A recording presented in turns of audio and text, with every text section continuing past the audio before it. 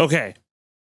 It has been a whiplash of insanity over the last few days, watching the Supreme Court release decision after decision and seeing how staggering, how transparently staggering of a power grab this really is. Let's for a minute put aside Chevron and the acceptance of gifts and essentially bribery for government officials and criminalizing homelessness for like a second. On Monday, the Supreme Court ruled in Trump versus the United States, a 6-3 decision, that a president is essentially absolutely immune from criminal prosecution in the service of official acts in office.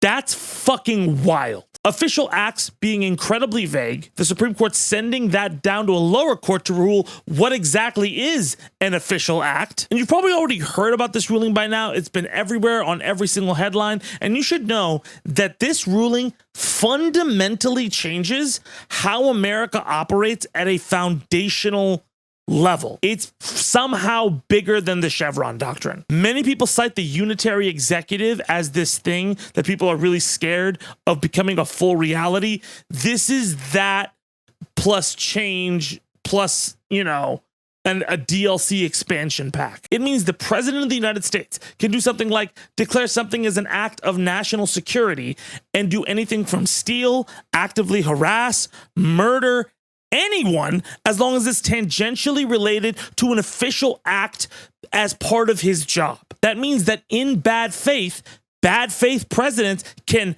assassinate and sabotage political rivals. They can destroy companies. They are essentially a king. Happy July 4th. Look, there is hyperbole everywhere. I am not being hyperbolic here. That's the way the law is written.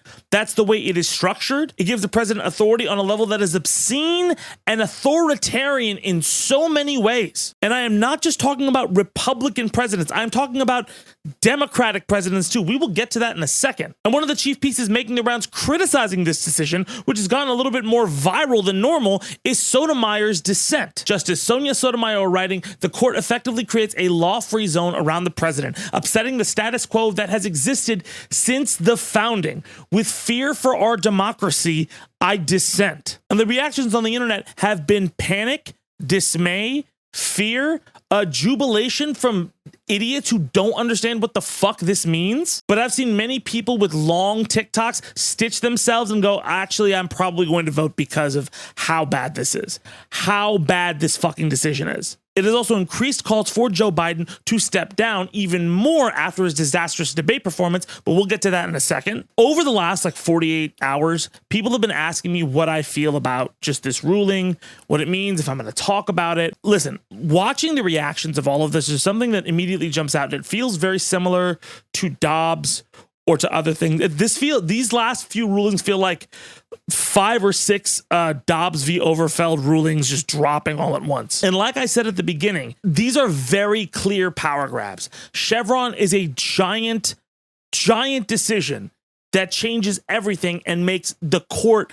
this unbelievably powerful entity in a way that it wasn't before. And after they hampered regulatory agencies, they somehow made the person in charge of the presidency, not the branch, but the person in charge of the presidency, so unbelievably powerful and possibly authoritarian. Like, make no mistake, whether it's a Democratic or a Republican president, having that sort of power is insane. And again, you can see it in the reactions too. You see tweets of people being like, well, Biden can just cancel all student debt now. And, Biden's king. I guess he should just investigate all of these people. Which, okay, cool. Yeah, I would love student debt to be canceled. I would love for grifters and assholes to be investigated. Also, some people are saying, well, you could just assassinate people, Biden, willy-nilly, because you can get away with it and call them political opponents. And people criticizing him, I'm not kidding, there are legitimate criticisms that he is not using the office like that. That's insane. And look, this brings up a couple things I wanted to talk about. On my show on Sunday, I talked about Chevron and being overturned, and I talk about the ramifications of Biden doing so absolutely poorly in the debate. And I criticized Biden, I criticized Trump, and I criticized Jill Stein. I spent a lot of time criticizing all of these people, saying that they are all terrible politicians and that they are doing a disservice to the people they are asking to vote for them. And I was yelled at for different reasons by different stands of different candidates, as if it is okay for me to criticize the other two, but as soon as I get to that guy, oh no, suddenly this politician is better than the other politicians. And by the way, like, there were crazy messages I received. This is one of the messages I received, and this is a guy who's subscribed to me for a little bit. Like, I've seen his messages a lot.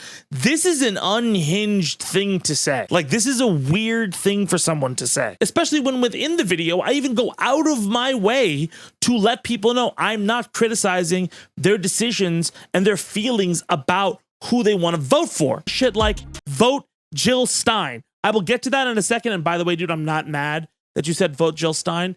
Everybody is susceptible to propaganda. I don't think you're a bad person. I promise you, I understand. I'm not shitting on you for feeling apprehensive about vote. Like, dude, I fucking get it. But when I can't feasibly vote or engage with the system in any way, shape, or form, you're true. Like, you probably honestly feel that way, and that is an honest, earnest feeling that you have. I'm criticizing the public-facing entities who want you to disengage and just follow them for clicks and likes. But that's not the point. The point I'm trying to make is this.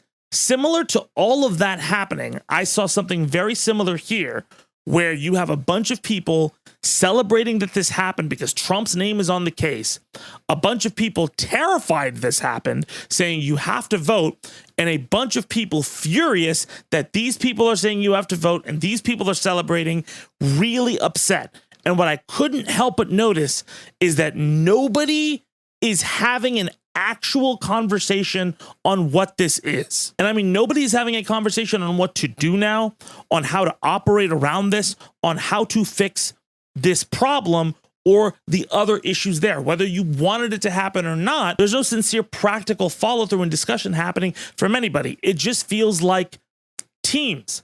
And I'm saying that including the third party people, because 100% they sound like a team. They sound like Clippers fans. And listen, that's not meant as an insult, but if you're a fan of the Clippers, you kind of know. You kind of know. I fully expect way worse Clippers comments than Jill Stein stan comments. What makes this decision so terrifying, aside from the election and everything like that, is it feels like we have no mechanism in government or even in society specifically, we have no mechanism for society to actually coalesce and figure out a cogent solution of how to move forward. And that is really scary. And that's because we have been built into these very polarized machines that as soon as we hear a trigger word, we disengage entirely. Again, in that video, and I'm sorry I bring it up so much, but it's a good example. There was a point where I went on like a 10-minute rant just shitting on Joe Biden and how ineffective he was and how old he seemed and all of the problems and why he does not feel effective and he should have known better as a politician. A bunch of things that I'm sure many people were going, yes to all of this. And then I said one thing about Jill Stein not being an effective politician and having a bunch of opinions that were really, really fucked up.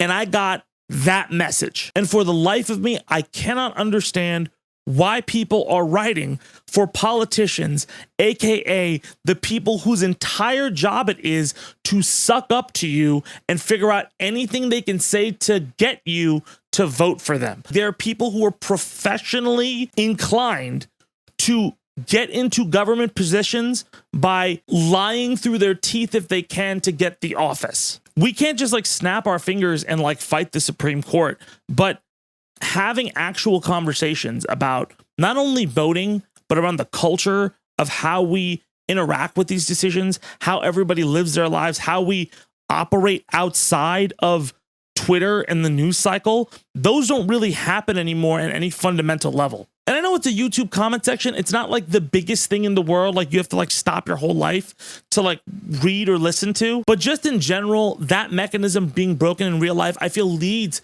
to decisions like this. It leads to people like Donald Trump being able to nominate all of these Supreme Court justices. It leads to massive polarization and disagreement. And I feel like the most damaging thing that we have in the world is the fact that nobody is immune to propaganda, but everybody just believes they are immune to propaganda. Everybody thinks, oh my God, I got my handle on all of this. So here's my point.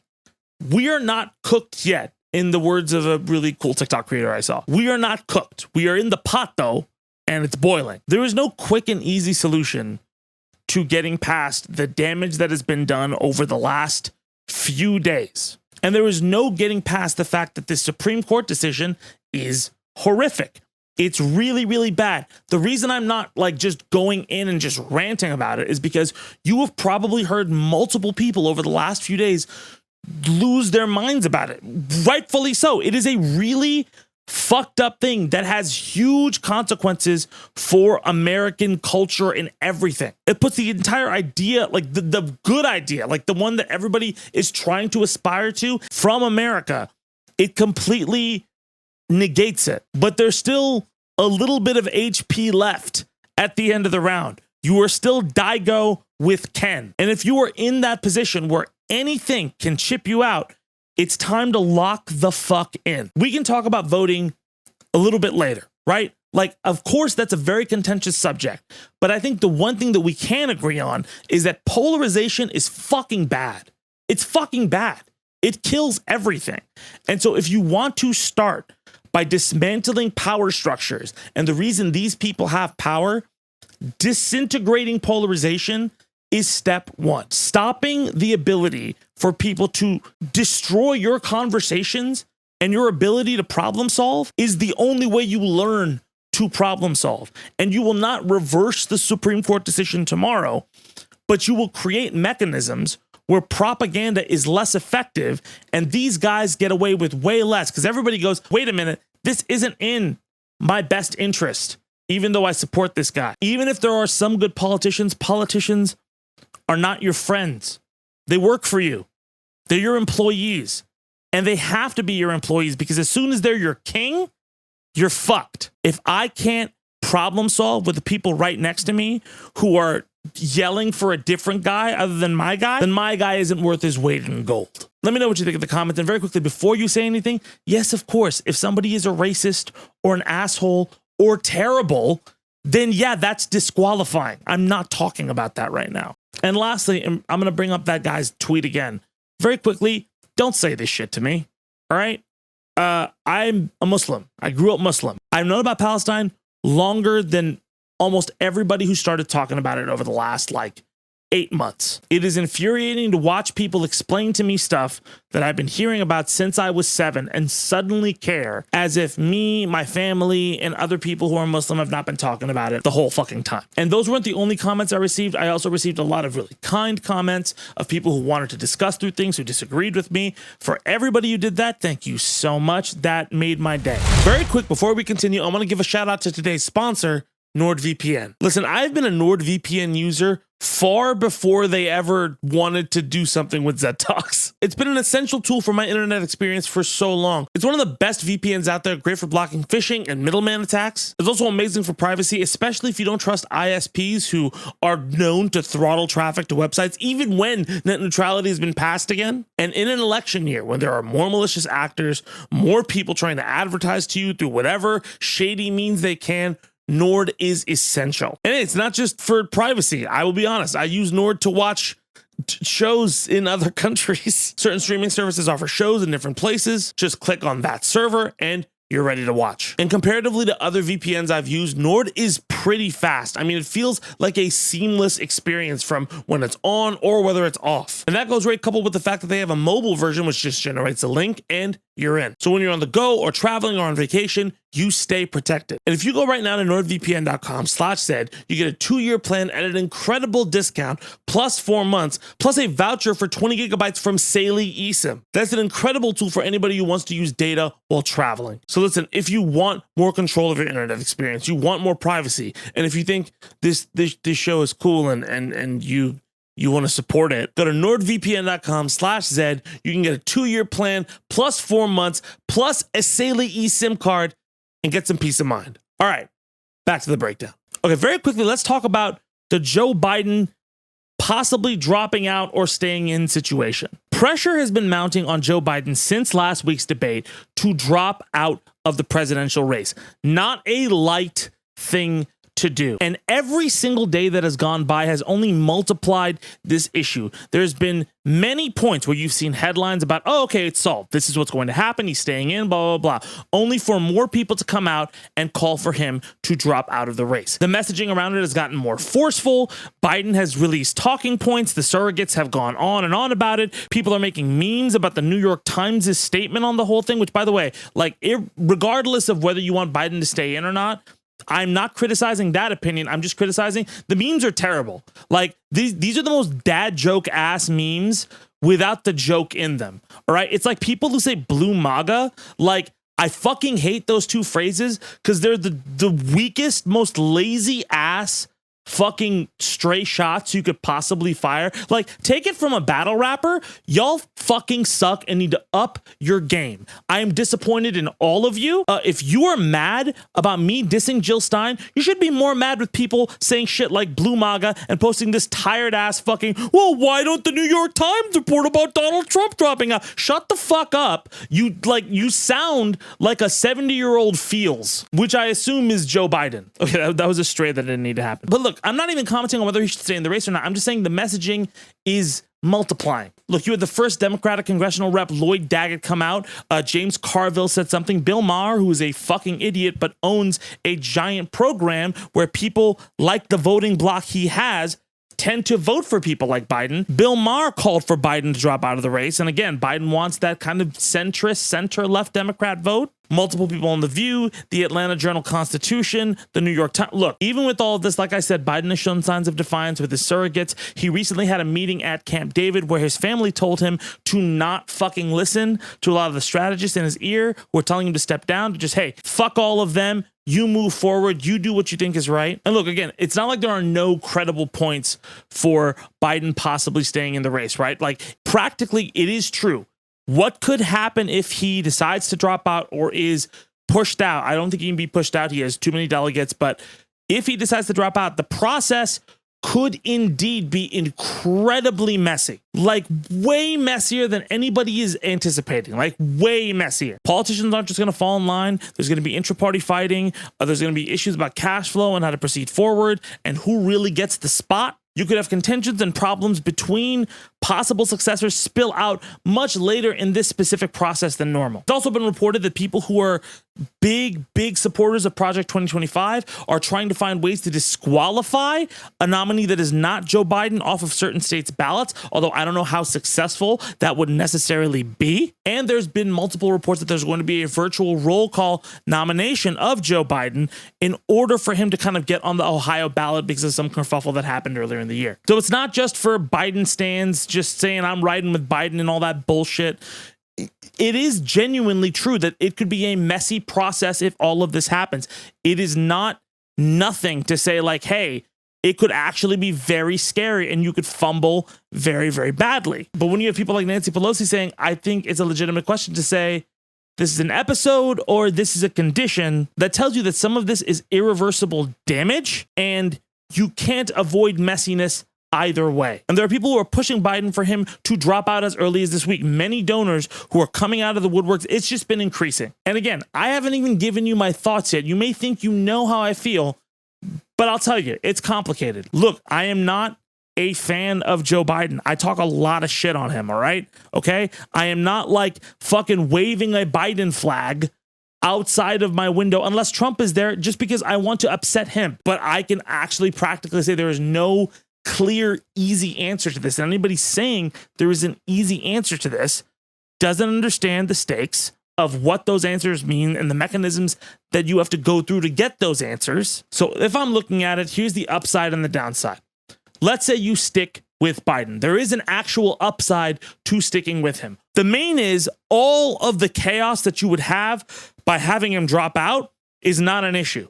It gives you a straight runway to specifically tackle his messaging, how he looks towards the public, create a comeback story, not like Leslie Knope on a red carpet. Mile away, mile away.